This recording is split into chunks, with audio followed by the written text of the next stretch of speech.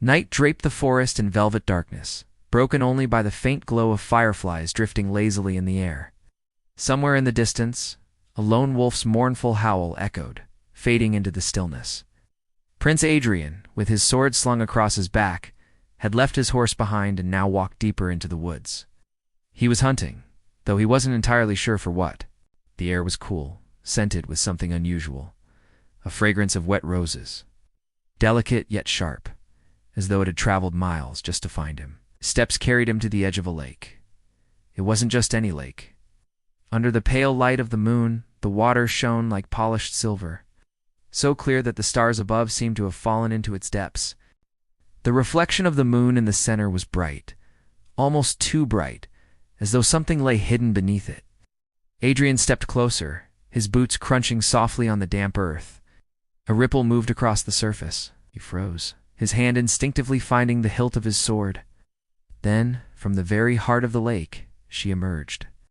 A woman with long dark hair, dripping with shimmering droplets, rose from the water. Her face was illuminated by the moonlight, so breathtaking that for a moment Adrian forgot to breathe. Who are you?" His voice was low, almost reverent. Her lips did not move, yet he heard her voice, not with his ears but inside his mind. "You can see me?" His heartbeat quickened. "Yes. Are you human?" She lowered her gaze. The moonlight wrapped around her like a silver gown, giving her the form of a woman, yet her feet remained hidden beneath the water. "I am human only under the moon's light," she whispered into his thoughts. "The rest of the time, I am part of this water." Adrian took a step toward her, drawn as if by a force he could not name. But then the air shifted. A shadow fell across the lake. From beyond the trees came a voice, cold, cruel, and laced with dark amusement. At last. "I've found you, child of the moon." A figure stepped out from the darkness. A sorcerer, clad in black robes that seemed to drink in the light. His eyes were deep pools of midnight, and in his hands gleamed golden chains. The woman, the moon spirit, went pale. "Not tonight. Please, not tonight."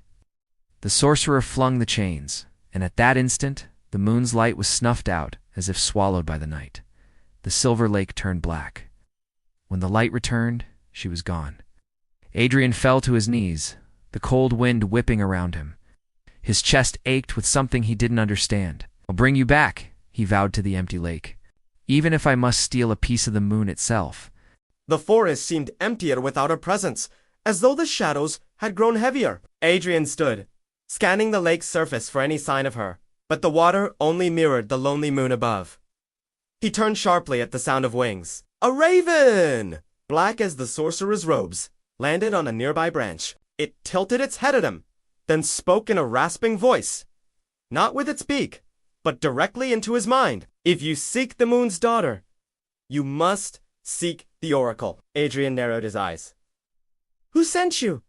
"The one who still remembers her name," the raven croaked, then took off into the night sky, leaving him with only the whisper of its wings. The prince clenched his jaw. He had heard of the oracle, a blind woman who lived at the edge of the Ashen Cliffs, known to speak truths wrapped in riddles. Few dared to visit her, for she demanded a price for every answer. By dawn, Adrian had returned to his horse and ridden hard across the kingdom, through valleys still shrouded in mist, until the jagged outline of the Ashen Cliffs rose before him. The oracle's hut was no more than a crooked structure of wood and stone, perched dangerously close to the cliff's edge. The sea below crashed against the rocks like an angry beast. Inside, the air was thick with incense. A woman sat cross-legged on the floor, her eyes milky white, her hands resting on an obsidian bowl filled with water. "I know why you're here," she said before he could speak. Her voice was ancient, yet sharp as a blade.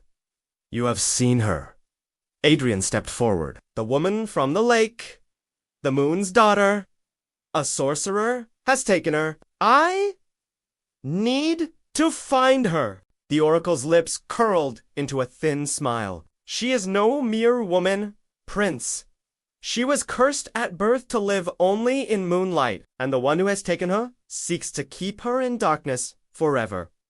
Only the moon's fragment can restore her light." The moon's fragment.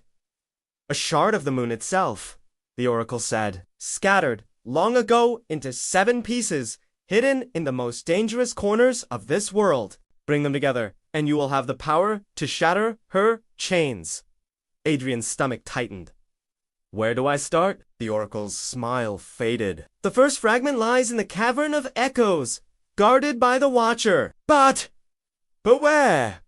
The Watcher does not sleep, and his hunger is endless. She leaned closer, her blind eyes seeming to pierce right through him. And remember, Prince, the moon gives light to all, but it does not belong to you alone. Before Adrian could question her, the hut door slammed shut on its own, and when he looked back, the oracle was gone. Only the bowl of water remained, rippling as though something had disturbed it from below. The Cavern of Echoes lay in the far northern mountains, a place where daylight barely touched the ground and voices were said to never die.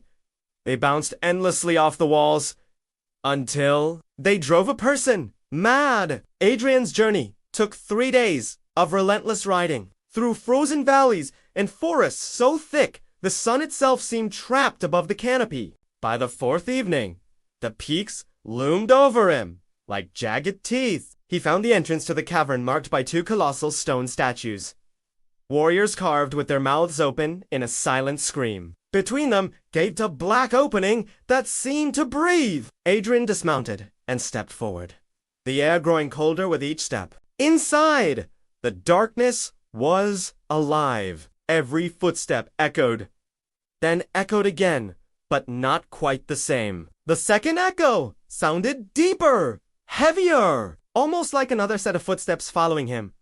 He gripped his sword. "Show yourself," the echoes answered, repeating his words, but distorting them until they were unrecognizable. Deeper inside, the walls began to glisten, not with water, but with tiny silver veins of something that pulsed faintly in the dark. Moonstone! The sight filled him with both hope and dread. Then came the growl. It started low, a vibration in the stone beneath his boots, and then rose into a sound that seemed to come from every direction. Out of the shadows slithered a shape, long, serpentine, with skin like obsidian, and eyes that glowed faintly white. The Watcher! It circled him slowly, never breaking eye contact. When it spoke, its voice was not from its mouth, but from the walls themselves. "Why do you seek the light, mortal?" "I need the moon's fragment," Adrian said, forcing his voice to remain steady. The Watcher's body tightened around him in a spiral. "Light burns, light blinds, light betrays. Yet you would bleed for it." "I would die for it," Adrian replied, without hesitation. There was a long silence. Then the creature lunged. Adrian dove to the side, steel flashing in the moonstone glow. The Watcher's tail struck like a whip, shattering rock. He rolled, slashing at the creature's side, but its scales turned to blade. The battle raged through the cavern. Steel against shadow, echoes of their struggle bouncing endlessly. Finally, Adrian spotted it, deep within the creature's chest, where its heartbeat glimmered, a shard of silver light. The first moon's fragment. With a cry, he drove his sword into the Watcher's exposed underbelly. The creature let out a roar that seemed to shake the mountain itself. As it collapsed, the shard rolled across the stone floor, pulsing softly. Adrian picked it up, its cold light spilling through his fingers. 1 piece found, 6 to go. But as he stepped out of the cavern, the night sky was different. The moon was veiled by thick, unnatural clouds, and far to the east, a tower of black stone rose against the horizon. The sorcerer knew he was coming. The wind howled across the ridges as Adrian descended the mountain, the first moon's fragment secure in a leather pouch tied to his belt. Its faint glow warmed his side, yet it felt heavier than stone. Every step carried the weight of the promise he had made at the lake to bring her back. 2 nights later, as he camped near a stretch of barren plains, a storm rolled in. But this was no ordinary storm. The clouds swirled in a perfect spiral above him, and the wind carried a voice, a deep, venomous whisper that seemed to slither through the air. "Turn back, Prince Adrian's hand flew to his sword. The fire at his camp sputtered and went out, smothered by the unnatural gale. In the distance, he saw it again. The black tower, its jagged spire, scraping the storm-choked sky. Lightning illuminated the figure at its peak. The sorcerer, his voice boomed across the plains, as though the distance between them did not exist. Do you truly believe you can steal from the moon itself? Every step you take draws her further into my darkness. Soon, there'll be nothing left to save. Adrian tightened his grip on the pouch at his side. You're afraid, he called back into the storm, his words carried by sheer will. Afraid I'll succeed, the sorcerer laughed. A hollow, humorless sound. Then come to me. Boy, burn your strength on my trials. When you stand at my gates, I will show you how hope dies. The sky split with a final flash of lightning, and the image of the tower vanished. The plains fell silent, save for the rustle of dry grass. Adrian sat back against his pack, but sleep never came. The sorcerer's words had not shaken his resolve. They had sharpened it. At dawn, he turned south. The oracle had said the second fragment lay in the Forest of Mirrors, a place where travelers lost themselves not to beasts, but to their own reflections. By the third day, the tree line rose before him. The forest was unnervingly still. The trunks of the trees were smooth and silver, and their bark gleamed like polished glass. Between them, faint shapes shimmered, distorted images of himself, moving out of sync with his steps. He drew his sword. The deeper he went, the more the reflections began to change. Some showed him wounded.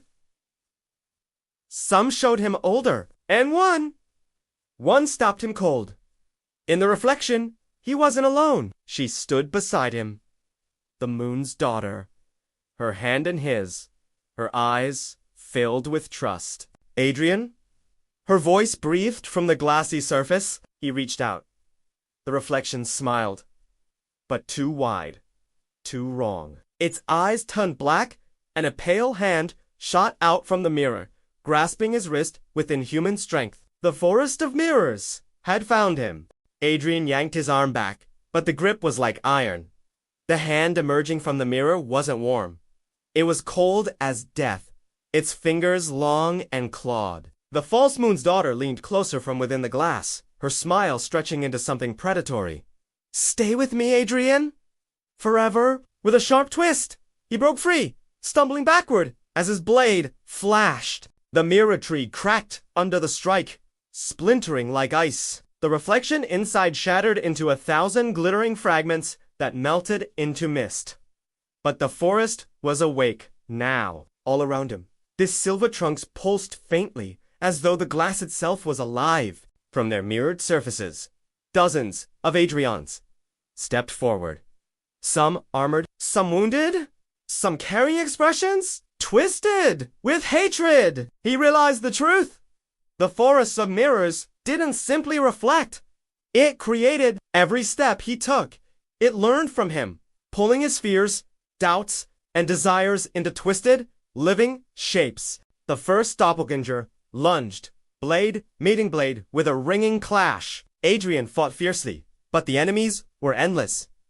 Every time one fell, another emerged from a different trunk. Then, through the chaos, a voice called to him. Her voice, Adrian! He spun. Beyond the mirrored figures, a clearing glimmered with pale light, and in the center stood the real moon's daughter. Or so his heart told him. She looked exactly as she had by the lake, moonlight clinging to her skin, her silver hair flowing in an unseen breeze. He ran toward her, cutting through the shadows. But as he reached the clearing, the light fractured, like ripples on water. Her image flickered. Once, twice, and then revealed something else. The second moon's fragment, resting inside a pedestal of pure glass. He froze, breath heavy. The forest had tried to lure him into abandoning his quest, offering the illusion of her in exchange for his will. But the real her was far away, and every moment wasted here was another moment in the sorcerer's grasp. Adrian raised his sword and struck the pedestal. The glass shattered in a deafening ring, and the shard of moonlight fell into his palm. Cold and pulsing like a heartbeat, the forest screamed. The mirrored trees warped and bent, their surfaces cracking, as though in pain. The ground beneath him shuddered, and the reflections shattered into silver dust. Without looking back, Adrian sprinted out of the forest, clutching the second fragment. When he finally broke into open air, the sun was setting. 2 fragments now glowed at his side. 2 out of 7! But as he caught his breath, the horizon flared with green fire, and a new figure stepped from the blaze. A woman clad in black armor, her eyes like burning emeralds. "I've been sent to stop you, Prince," she said, drawing twin curved blades. "And unlike the forest, I don't play with illusions." The woman's presence seemed to warp the air itself. The green fire behind her hissed and collapsed into embers as she advanced, boots crunching against the brittle grass. Adrian instinctively took a step back, loosening his sword in its sheath. "Who are you?"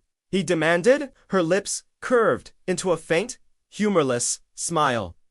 "I've been called many things. To your sorcerer, I am the Emerald Huntress. To you, I will be the last face you see." The twin curved blades in her hands shimmered faintly, catching the dying sunlight. They weren't made of steel, but of some strange green crystal that seemed to hum with power. Adrian knew better than to rush in. She was poised like a predator, waiting, measuring. "You work for him willingly?" Adrian asked, circling slowly. "I work for no one," she replied. "But his coin is heavy, and his cause amusing." Her words were still hanging in the air when she moved. A blur of speed, blades striking from 2 directions at once. Adrian barely managed to parry, the shock of the impact rattling through his arms. She pressed forward relentlessly, each strike faster than the last, driving him backward toward a rocky out. Her fighting style was different from the Watcher or the Forest's illusions. No tricks, no monsters, just pure, honed skill. Adrian's shoulder burned as her blade grazed him, leaving a line of green light that hissed against his skin. Poison! Magic! He couldn't tell. "You're skilled, Prince," she said between strikes, "but you fight like someone who's afraid to lose." That struck something deep in him. He wasn't afraid to lose himself. But losing her? That was something else entirely. He changed tactics. Instead of blocking every blow, he let one pass close, stepping into her guard. Their blades locked for a split second. And in that heartbeat, he slammed his shoulder into her, knocking her off balance. She staggered, but didn't fall. Instead, she laughed. A sharp, surprised sound. "Good! I was worried this would be boring." The fight raged on, neither giving ground. At last, Adrian caught an opening. A high slash that left her midsection exposed. He swept his blade low, disarming her of one sword. For a moment, they stood still, both breathing hard. She glanced at her lost weapon, then back at him. "You could have killed me," she said. "I'm not here to kill for sport," he replied.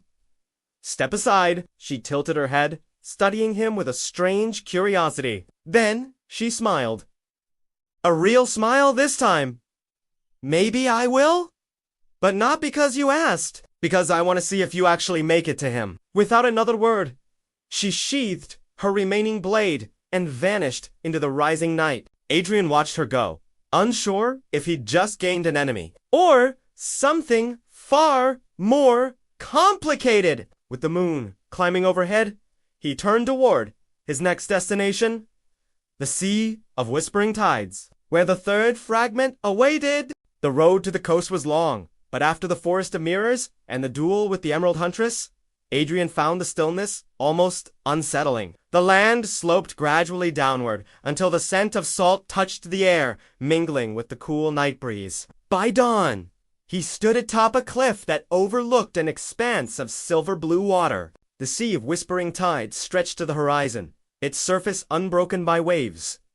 Calm, almost unnaturally so. The only sound was the faint murmur of voices.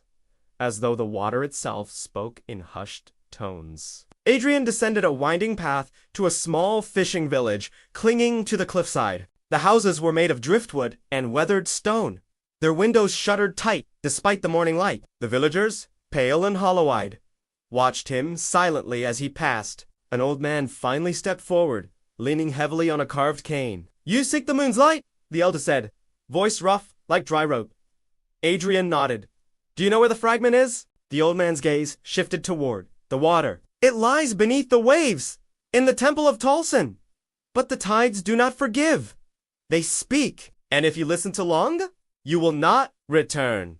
The warning hung in the air like a funeral bell. Still, Adrian knew he had no choice. He secured his gear, keeping only his sword and the fragments at his side, and boarded a small skiff provided by the villagers. As the boat drifted out into the open water, the whispers grew louder. At first, they were indistinct. The sigh of wind through reeds, the hiss of foam against stone. But soon, words began to form. "Adrian, you cannot save her!" He froze, oars resting in the water. The voice was hers, the moon's daughter, soft, pleading. "Leave this path before the sea takes you." His grip tightened. He knew it was a trick, yet the ache in his chest made it almost unbearable to ignore. The water beneath him shimmered, revealing glimpses of her face in the ripples. Then more. Memories? The first time he saw her rise from the lake, the way moonlight had clung to her like a second skin, the faint smile that had undone him completely. "Enough," he muttered, shaking his head. The temple rose suddenly from the depths, its spires black and barnacled. The entrance, an arch of pale stone carved with crescent moons. He secured the boat and dove into the icy water. Inside, the temple was silent, but not still. Statues lined the walls, their faces serene yet strangely wet, as though they had just wept. At the far end, resting atop an altar of coral and pearl, lay the third moon's fragment. But between him and the altar moved something vast. A serpentine shadow, scales glinting faintly in the dim light. Two eyes, like molten gold, fixed on him, and the whispers turned into a roar. The guardian of the tides had awoken. The creature rose higher, its long body coiling through the water, like a living ribbon of darkness. It wasn't just a serpent. Its fins shimmered like liquid moonlight, and its mouth was lined with teeth that curved backward, built to pull prey in and never let go. The whispers in the water deepened, now in dozens of voices at once. Some were angry, some pleading, others promising him peace if he would only stop. Adrian gritted his teeth. "You're not real," he muttered, though the cold certainty in his gut told him the guardian most certainly was. The serpent struck first. It shot forward in a blur, forcing Adrian to dive aside. His sword sang as he slat, sparks of light flashing underwater where steel met scale.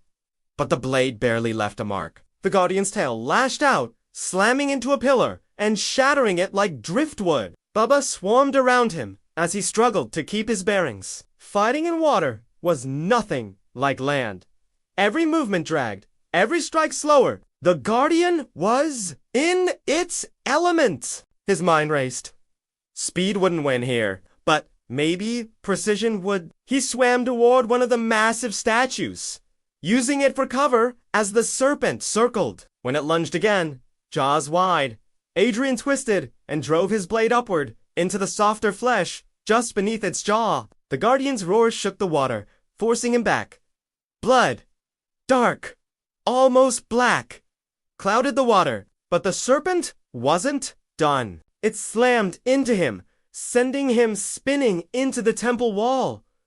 Pain blossomed across his ribs. The whispers turned desperate now, trying to pull his thoughts away from the fight. "She will be gone before you reach her. The sorcerer will use her light, and she will forget your name," he snarled into the water, shoving the voices aside. With a final surge, he swam straight toward the altar, the guardian's shadow sweeping behind him. At the last second, he grabbed the moon's fragment, cold, glowing, and thrust it outward. The serpent froze mid-strike, its molten eyes dimmed the whispers falling silent. Slowly, it backed away into the dark waters beyond the temple walls, vanishing like a dream. Adrian surfaced moments later, gasping, hauling himself back into the skiff. The fragment's glow joined the other two, the combined light growing brighter with each piece he gathered. But as he turned the boat back toward the shore, a shape waited for him on the cliff, tall, cloaked, with eyes that burned like coals. The sorcerer himself, and he was smiling. The skiff scraped against the shore's pebbles, but Adrian didn't take his eyes off the figure on the cliff. The wind tugged at the sorcerer's black cloak, revealing flashes of silver thread woven into symbols Adrian didn't recognize, though every one of them made the air feel heavier. "You've been busy, Prince," the sorcerer called down, his voice smooth, almost conversational. "3 fragments in such little time. Impressive." Adrian climbed the path, sword in hand, every step deliberate. "Give her back." The sorcerer's smile widened, though there was no warmth in it. "Oh, I will. You have my word. But tell me, have you asked her if she wants to be saved?" The words struck like a sudden gust of cold air. "She doesn't belong in your cage," Adrian said. "She belongs to the moon," the sorcerer replied calmly. "And the moon belongs to me." He gestured toward the fragments at Adrian's belt. "You think these will free her, but they are the chains as much as the key." Adrian tightened his grip on the hilt. "Then I'll break both." The sorcerer's laughter was low, curling through the air like smoke. "Oh, I hope you try. But before you waste your strength, I offer you a bargain. Bring me the 4th fragment, and I will release her.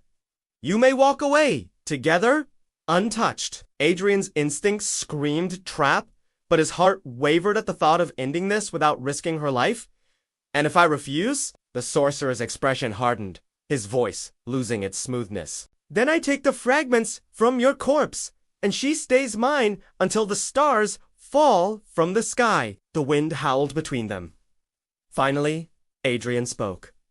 "Where's the 4th fragment?" The sorcerer's smile returned, faint and knowing. "In the citadel of hollow stars, far to the north, a place where even shadows are afraid to linger. You'll need more than courage there, Prince." With that, the sorcerer raised his hand. The cliff beneath him shivered, and black feathers swirled into the air. A moment later, he was gone, carried away on the wings of a great shadowed bird that vanished into the clouds. Adrian stood alone on the cliff, the taste of salt and threat still heavy in the air. The 4th fragment lay ahead, and beyond it, the final battle. He set his jaw. The north awaited. The journey north began at dawn. Adrian left, the coastal cliffs behind, the sea's whispers fading with the tide. The land grew colder with each mile. Grass gave way to frost, frost to snow. By the 4th day, the sun barely crept above the horizon, casting a dim gray light that felt more like twilight than morning. The roads became empty stretches of ice, lined with the skeletons of old watchtowers long abandoned.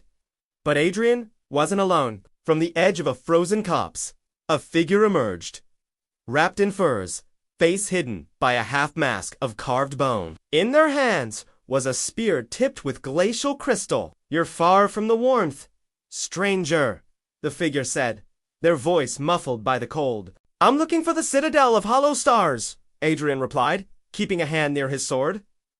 The figure tilted their head. "Then you're either braver than most, or too foolish to fear what lives there."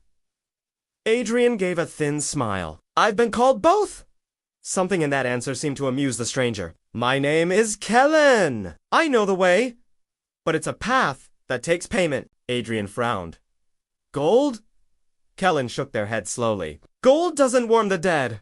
You'll give me a story instead, one worth more than a king's ransom." It was an odd request, but something in Kellen's eyes suggested it wasn't so as they traveled together through the snow, Adrian told them about the moon's daughter, how he first saw her at the lake, how moonlight turned her into something human and divine all at once how the sorcerer had stolen her away. When he finished, Kellen was silent for a long time. Finally, they said, a love bound to moonlight is a dangerous thing, but your heart's too stubborn to turn back now. I see. By the next night, they reached the edge of the Wailing Pass, a narrow canyon where the wind screamed like 1,000 voices. Somewhere beyond it lay the citadel, its towers hidden by perpetual storm. As they prepared to cross, Kellen's hand shot up, signaling stillness. From the shadows ahead came movement. Shapes hunched and low, their limbs too long, their heads turning toward the scent of living blood. Their eyes glimmered faintly in the dark. They smell you, Kellen whispered. Hollowborn? The first of the creatures stepped into the light. Pale, skin stretched thin over sharp bones, mouths too wide and lined with rows of jagged teeth. And then, in a single breath, they attacked. The first, Hollowborn lunged, its claws slicing through the air where Adrian's head had been a heartbeat before. He rolled across the icy ground, drawing his sword in a single motion. Steel met bone with a sharp crack, but the creature didn't bleed. Instead, a fine mist escaped its body, curling away like smoke. Kellen's spear flashed beside him, striking another Hollowborn clean through the chest. The thing let out a rattling shriek before collapsing, but more poured from the shadows. 5, then 8, then more than Adrian could count. They'll keep coming, Kellen shouted over the wind.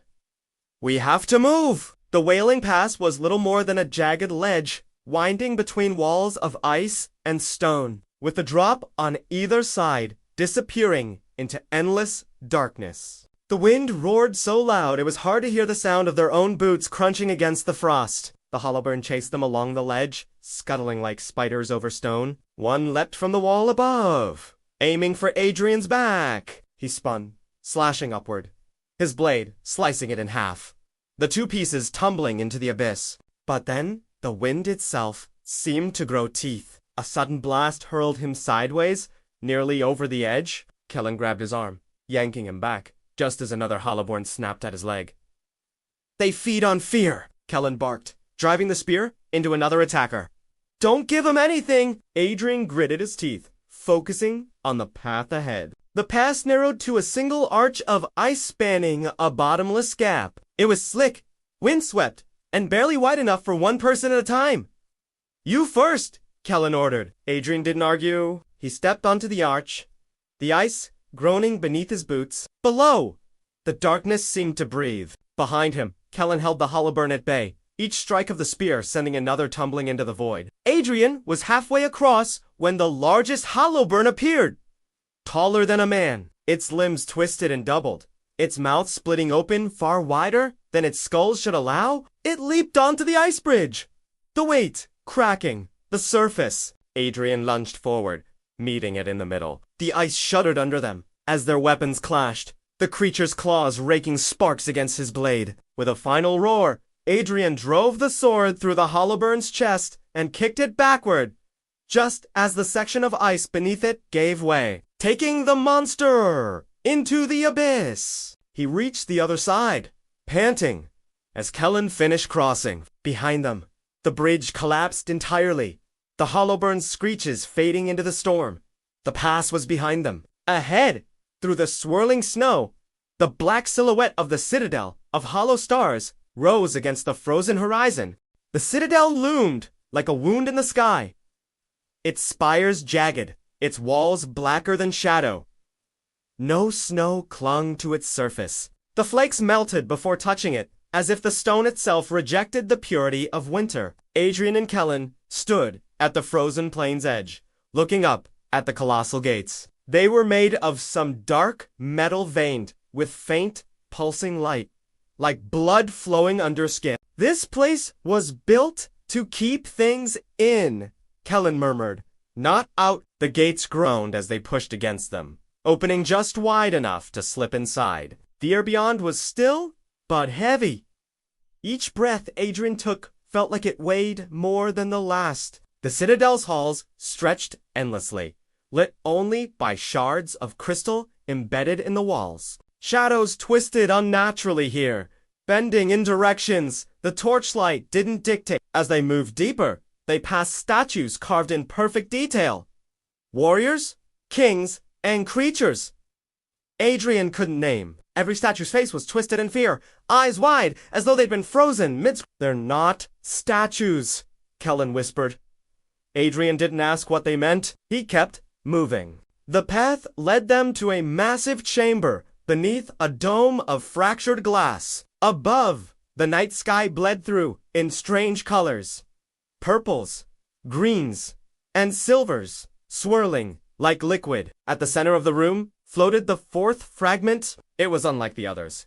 This one was a sphere of silver light, its glow so bright it painted the walls in moonlit hues. But around it swarmed guardians, tall, faceless beings draped in tattered cloaks, their arms ending in long blades of black glass. Kellen gripped their spear, their shades. They'll cut you out of your own shadow if you let them. Before Adrian could reply, the nearest shade turned its featureless head toward him. The others followed, and in perfect, soundless unison, they attacked. The chamber erupted into chaos. Adrian's sword clashed with the shades, glass-like weapons, each strike ringing like a funeral bell. Kellen fought at his side, their spear a blur of motion, but for every shade they struck down, another seemed to peel itself from the surrounding darkness. One shade's blade grazed Adrian's arm, not cutting flesh, but severing his shadow. The detached silhouette writhed on the floor like a living thing, its movements unnatural, wrong. Panic rose in his chest as the shade reached for it. But Adrian remembered Kellen's warning. He forced himself to breathe, to anchor his will. With a roar, he drove his sword through the shade's form, dispersing it into a burst of black mist. At last, only one guardian remained, towering over the rest. Its weapon, a great scythe of obsidian. Adrian met it head-on, steel clashing against the Sith's curved blade. In a final, desperate move, he spun behind it, driving his sword upward through its core. The shade dissolved, and the chamber fell silent. The fourth fragment floated alone in the air. Adrian reached out, and the moment his fingers touched the sphere, light burst outward, filling the chamber with a pure glow of moonlight. The light from the fourth fragment sank into Adrian's chest, searing through armor and skin. For a heartbeat, he could feel her, Selene, as if she were standing right beside him. Her voice brushed against his thoughts like a whisper in the wind. Hurry, before he binds the last chain. Then the connection faded, leaving only the echo of her plea. Kellen's eyes narrowed. That wasn't just the fragment talking to you, was it? Adrian didn't answer. He didn't need to. The look on his face told Kellen enough. They left the chamber quickly, the weight of the citadel pressing in on them. Every corridor seemed to twist back on itself, the architecture shifting when they weren't looking. Adrian swore he saw doors vanish, stairs loop into impossible angles. It's the citadel itself, Kellen muttered. It doesn't want us to leave with the fragment. The twisting halls finally opened into a vast throne room, and there, seated on a seat of jagged crystal, was the sorcerer. His robes were black as midnight, etched with runes that pulsed faintly with sickly green light. His face was hidden beneath a mask shaped like the crescent moon, inverted, its points curving downward like fangs. I wondered how long it would take you, the sorcerer's voice echoed, deep and calm, yet cold enough to seep into Adrian's bones. Adrian's hand tightened on his sword. Where is she? The sorcerer tilted his head. Safe! Safer than she's ever been from herself! Rage boiled in Adrian's chest, but before he could speak, the sorcerer raised a hand, and the room's shadows swelled like a tide. From them emerged a creature unlike any Adrian had faced before.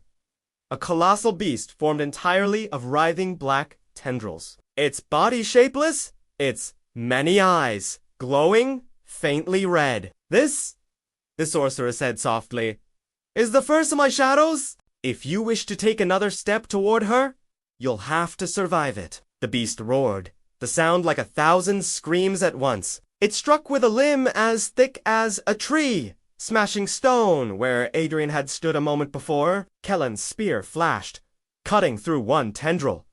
But two more replaced it instantly, wrapping around Kellen's arm and dragging them toward the monster's core. Adrian leaped forward, severing the tendrils before they could pull his companion in. The fight became a storm of movement. Blades slicing through darkness, tendrils snapping like whips, the creature's many eyes following every motion. The ground cracked under its weight, the air thick with the stench of cold ash. Adrian realized the beast couldn't be killed by steel alone. Each time they cut it, it reformed. He remembered the fragments, their moonlight's purifying force. Slipping one hand into his satchel, he gripped the first fragment he'd claimed, and as the tendrils closed in, he drove the glowing shard deep into the creature's core. There was no scream, only silence. The monster froze, its eyes dimming before collapsing into dust. When Adrian looked up, the sorcerer was gone. The throne room lay in ruins, the dust of the shadow beast still hanging in the air like dark snow. Adrian's pulse thundered in his ears, but the sorcerer's absence burned in his chest more than the fight's exhaustion. Kellen staggered to their feet, wiping blood from a shallow cut along their jaw. He's retreating to the heart of his fortress. That's where she'll be. Adrian nodded. Then we keep moving. They pressed deeper into the citadel, following a corridor that sloped steadily downward. The walls here were slick with frost, and each step crunched like breaking glass. This is the path of frozen echoes, Kellen said quietly. Every step we take here will call something from the past. Adrian frowned. The past? Kellen didn't have to answer. A whisper drifted from the walls. Soft, lilting, painfully familiar. Adrian? He froze. It was Seleni's voice. Then the corridor filled with sounds. Not echoes of footsteps, but of battles, of laughter, of her singing under the moonlight. Each sound was so vivid, it felt as if she were right there. But alongside the warmth came something colder. Moments of failure, of hesitation, of his own worst choices replayed in biting clarity. The air thickened, and shapes began to form from the frost. Translucent figures of people Adrian had lost, each one turning to face him with silent accusation. Don't listen, Kellen warned. They aren't real. They're here to slow you down. The phantoms lunged. Adrian cut through the first with his sword, but it felt like striking ice, each blow sending a shock of cold through his arms. They weren't strong, but their numbers grew with every step forward. One figure took Seleni's form, her eyes wide, her lips trembling. You let me be taken?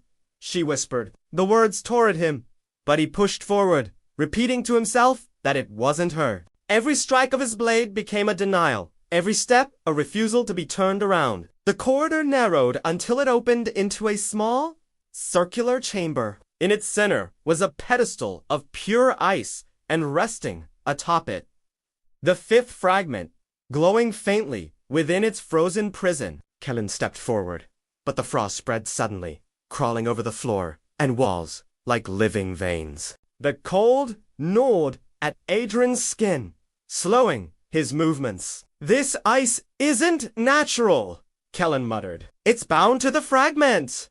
Adrian gritted his teeth, slamming his sword into the ice. Cracks spiderwebbed outward, but the frost fought back, wrapping his blade and numbing his fingers. He drew on the warmth of the other fragments, their moonlight pulsing against his chest, and with one final strike, the prison shattered. The fifth fragment floated free, its light flooding the chamber and sweeping away the phantoms. As the glow faded, Kellen looked grim. 5 fragments! One left! And that's where he'll be waiting. The corridor beyond the frozen echoes opened into a vast, open chasm, so wide that Adrian couldn't see the far side. Above, there was no ceiling, only a black sky, studded with cold, distant stars. The air here smelled faintly of burnt metal and storm winds. Stretching across the chasm was a single bridge, narrow, cracked, and made of blackstone that seemed to drink in the starlight. Chains, thicker than tree trunks, hung from above, disappearing into the darkness below. as if they held the bridge in place. On the other side, faint but unmistakable, a gate shimmered with silver light. Beyond it, Adrian could almost sense Seleni's presence, as if she were calling to him across an invisible thread. Kellen's voice was low. "This is the Bridge of Night." The sorcerer leaves it as the last path for anyone foolish enough to make it this far. Adrian stepped forward, and the instant his foot touched the bridge, something moved in the shadows above. Chains snapped loose, swinging downward like vipers. From the dark sky descended figures clad in jagged black armor, their faces hidden behind featureless masks. They landed without a sound, each one drawing a blade the color of moonless midnight. Kellen tightened their grip on the spear. "Night Wardens?" The first warden struck without hesitation. "It's blade meeting." Adrian's in a shower of sparks. The impact nearly knocked him over the bridge's edge. Only a desperate backward step kept him from plunging into the abyss. Another warden came at him from the left, while two moved for Kellen. The narrow bridge left little room to maneuver. Every strike risked overbalancing into the void. Steel clanged, chains groaned, and the cold wind roared. Adrian fought with measured fury, each blow aimed to disarm rather than kill, until one wardeness mask cracked under his sword, revealing not a face, but a hollow space filled with swirling shadows. "They're not alive," Adrian shouted. Kellen spun their spear, knocking one warden into the abyss, where it dissolved before it even fell out of sight. But the battle didn't stop. More wardens descended, drawn by the clash of steel. The bridge shook under their weight, and chunks of black stone crumbled away into the darkness. Adrian reached for one of his moon fragments, pressing it against the bridge. Its silver light pulsed outward, forming a ripple across the stone. The wardens recoiled from the glow, their blades faltering. "Move!" Kellen shouted. They sprinted across the bridge, cutting down or shoving aside the remaining wardens. Chains whipped and snapped around them, as if trying to catch them but the gate ahead grew closer with each desperate step. Finally, they leapt through the silver gate and landed in a silent courtyard, bathed in pale moonlight. At its center stood the final fragment, suspended in the air, and beneath it, waiting as though he had been there all along, was the sorcerer. The courtyard was silent except for the slow, deliberate sound of the sorcerer's boots on the stone as he stepped forward. The moonlight pooled around him unnaturally, as if it bent itself to his presence. "6 fragments," he said softly, his eyes glinting. "You've come far, Prince, farther than I ever expected." Adrian leveled his sword. The silver glow of the other fragments brightened his chest. "I didn't come this far for you to keep her." The sorcerer tilted his head. "You think this is about keeping her? She is the Moon's chosen, bound by a cycle older than your kingdom's bones. Do you even know what happens if you gather them all?" Adrian's grip tightened. "I know it will free her." A small smile touched the sorcerer's lips. "Or destroy her. Light that strong cannot exist in your world without a price." For a moment, the words lingered like smoke in Adrian's mind. But then, Seleni's voice, warm and fierce in his memory, cut through the doubt. "I'll pay any price." With a sharp motion, Adrian lunged. The sorcerer raised his hand, and the air between them solidified into a wall of black glass. Adrian's blade struck it, sparks skittering across the surface. The glass cracked, and from those cracks, shadows spilled out like blood. The courtyard erupted into chaos. Tendrils of shadow lashed out, wrapping around Adrian's legs, trying to drag him to the ground. Kellen darted forward, spear flashing, cutting through the darkness to give him room. The final fragment hung above them, spinning slowly, untouched by the battle below. Its light was pure silver, and every time it rotated, the shadows flinched. "Kellen!" Adrian shouted. "The fragment!" Kellen didn't hesitate. They sprinted toward it, leaping over curling waves of shadow. The sorcerer turned, his cloak snapping around him like living smoke, and flung a bolt of dark energy that struck the ground where Kellen had stood a heartbeat before. Adrian saw his chance. Drawing on the power of the 5 fragments he carried, he channeled their light into his sword. The blade flared like a piece of the moon itself, and with a single, determined strike, he shattered the wall of black glass between them. The impact threw the sorcerer back a step, just enough for Kellen to leap and snatch the final fragment from the air. The moment Kellen's hand closed around it, a deep, resonant hum filled the courtyard. The fragments at Adrian's chest blazed, their light joining with the new one until it was impossible to tell where one ended and the other began. The sorcerer's smile vanished. "You've sealed your fate," he said, and then the ground beneath them split open.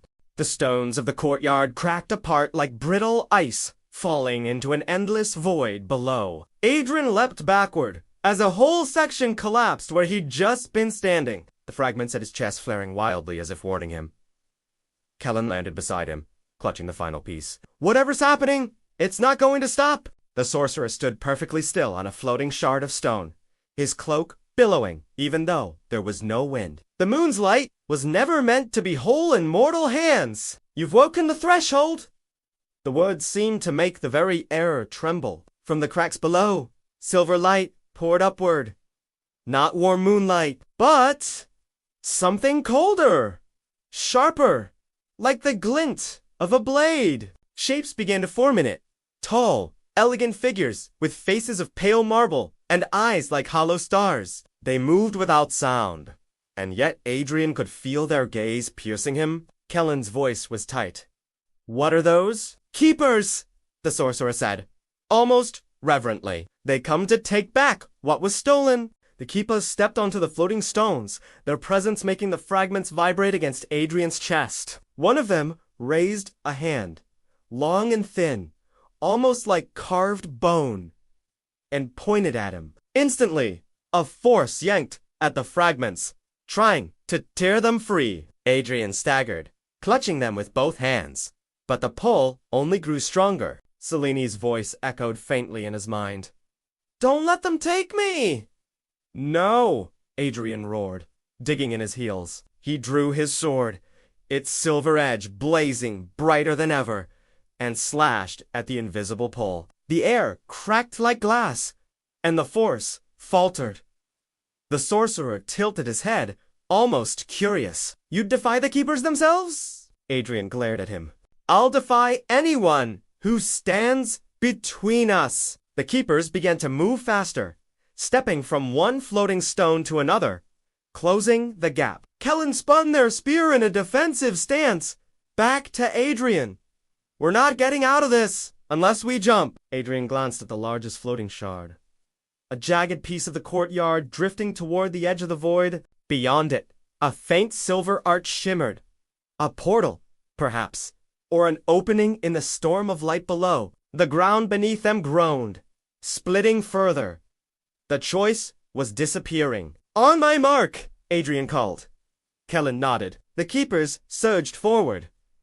The sorcerers simply watched. Adrian ran, leaping across 2 smaller stones, shadows and silver light snapping at his heels. Kellen followed, hurling their spear into a keeper that tried to block their path. They reached the edge of the largest shard. Now, together, they jumped into the silver arch, and the world vanished. Adrian landed hard on cold marble. For a moment, everything was silent. No wind, no voices, no sound at all. Then he realized the silence was absolute, as if the air itself refused to carry noise. They stood in a vast, endless hall, the ceiling lost in shadow, the floor reflecting a perfect image of everything above. Pillars of pale stone stretched in both directions, and between them hung veils of silver mist that shifted as though breathing. Kellen's voice came out in a low whisper, though it felt wrong to speak here. "Where is this?" Adrian scanned their surroundings. "If I had to guess, the place between worlds." A faint shape appeared ahead, not walking, but gliding over the marble. It was a woman, tall and slender, her hair floating around her head like strands of light. Her face was beautiful, but her eyes were hollow circles of glowing white. She stopped before them, her gaze resting on the fragments at Adrian's chest. Mortal hands hold what is not theirs. Her voice was not one voice, but many, an echo of countless tones speaking in unison. Adrian stepped forward. These belong to They belong to the moon, the woman replied. She is but a vessel, as have been many before her. Kellen shifted uneasily. What happens if we give them back? The woman's expression did not change. The vessel will fade. The light will return to its source. The balance will be restored. Adrian's jaw tightened. No! I won't lose her. The woman's head tilted. You would keep the moon from the sky? What will you give in return for such theft? For a moment, Adrian said nothing. His mind raced. This was the heart of it. The bargain no one had warned him about. I'll give myself, he said at last. My life, my soul, whatever it takes. But she stays. The woman's hollow gaze did not waver. You offer a mortal span for eternal light. The scales will not balance. Adrian met her eyes. Then tell me what will? From the silver mist, other figures began to emerge. More of her kind, their presence making the fragments grow hot against his skin. You will take her place, the woman said finally. She will walk your world, bound to your memory. You will take the moon's seat and never walk among mortals again. Kellen swore under their breath. Adrian, think about this. But Adrian's heart had already decided. Adrian's hand drifted toward the fragments on his chest. They pulsed as if they could sense his decision. Each beat of light in time with his heart. Kellen stepped in front of him, eyes wide. You do this? You're gone. Forever. There's no coming back. Adrian. Adrian gave a faint, sad smile. You think I don't know that? Every step I've taken since the moment I met her has been toward the silver-haired woman. The keeper extended her hand. If your will is true, the bond will form now. The fragments will leave you and take root in your spirit. You will rise with the moon and never again see the sun. Adrian took a breath. The thought of never walking in daylight again, never feeling the warmth of a summer afternoon. It clawed at him, but then he remembered Seleni's smile in the moonlit glade, her hand brushing his cheek, the way her voice softened when she said his name. The choice was already made. He stepped forward. I accept. The keepers moved closer, forming a circle around him. Silver mist curled up from the floor, wrapping around his legs, then his arms, then his throat. His vision blurred as the fragments lifted from his chest, floating between him and the lead keeper. Kellen's voice cracked. Adrian, wait! The light from the fragments flared, so bright Kellen had to shield their eyes. Adrian felt his heartbeat slow, not from weakness, but from an overwhelming stillness. A calm that seeped into his bones. The fragments dissolved into pure light, pouring into him until his very skin glowed. Then the pain hit. It was as if every nerve in his body had caught fire, but the fire was made of ice. His breath tore from his lungs in a ragged gasp as he felt himself stretching upward, taller, lighter, until he no longer felt the ground beneath his feet. His heartbeat was gone now, replaced by the slow, steady pulse of the moon itself. The mist receded. Adrian looked down at his hands. They were no longer mortal, but sculpted in pale silver. Every vein a thread of moonlight. The keeper lowered her head. It is done. Behind her, the mist parted, and Selene stepped forward. Selene's bare feet touched the marble as she stepped out of the silver mist. Her hair flowed over her shoulders like dark water, her eyes wide with disbelief. Adrian! He smiled faintly, though his voice sounded different. Softer, resonant, as though two voices spoke in harmony. It's me! She moved toward him quickly, then slowed as she took in what he had become. The faint glow in his skin, the way his shadow had vanished entirely. What have you done? I kept my promise, he said. You're free! Her lip trembled. But you're not! Kellen stepped up beside her, still gripping their spear, as though unsure if the keepers would change their minds. He traded places with you. He's the moon now. Or part of it. He won't walk our world again. Seleni's gaze darted to the keepers, then back to Adrian. Undo it. Please. Take me instead. The lead keeper shook her head. The bond is sealed. To break it would shatter both the vessel and the moonlight within. Seleni's hands clenched at her sides. She looked at Adrian, her voice breaking. Why didn't you tell me? Because you would have stopped me, Adrian said gently. And I couldn't let that happen. Tears glistened in her eyes. She reached for him, and for a moment he thought her hand might pass through him. But when her palm touched his cheek, warmth bloomed between them. You'll still see me, he murmured. Every night when the moon rises, I'll be there. Selene shook her head, tears spilling freely now. It's not enough. Adrian took her hand and pressed it to his chest, where no heartbeat pulsed anymore. It's all we have. The keepers began to move, silver mist gathering around Adrian's feet. The world around them dimmed, as if the very stars were holding their breath. Kellen's voice was hoarse. Adrian! It's time! Adrian leaned forward and kissed Selene, the taste of her tears mingling with the cool silver still on his lips. When he pulled back, he memorized her face one last time. Then the mist swallowed him. When the mist cleared, Selene was no longer in the marble hall. She stood in the glade where they had first met, the moonlight pouring down in soft silver streams. The air was warmer here, alive with the hum of crickets and the rustle of leaves. But she wasn't alone. Kellen emerged from the tree line, their expression heavy with a grief they didn't bother to hide. We made it back, they said quietly. The keepers kept their word. Selene tilted her head to the sky. The moon hung impossibly large tonight, its light clearer than she had ever seen. And there, faint but certain, she saw him, Adrian's outline etched in silver, watching her.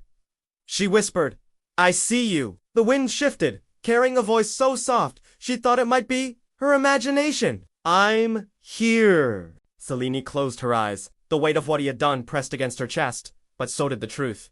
He had chosen this not for glory, not for duty, but for love. Kellen touched her shoulder. What now? Selene opened her eyes, her gaze fixed on the silver glow above.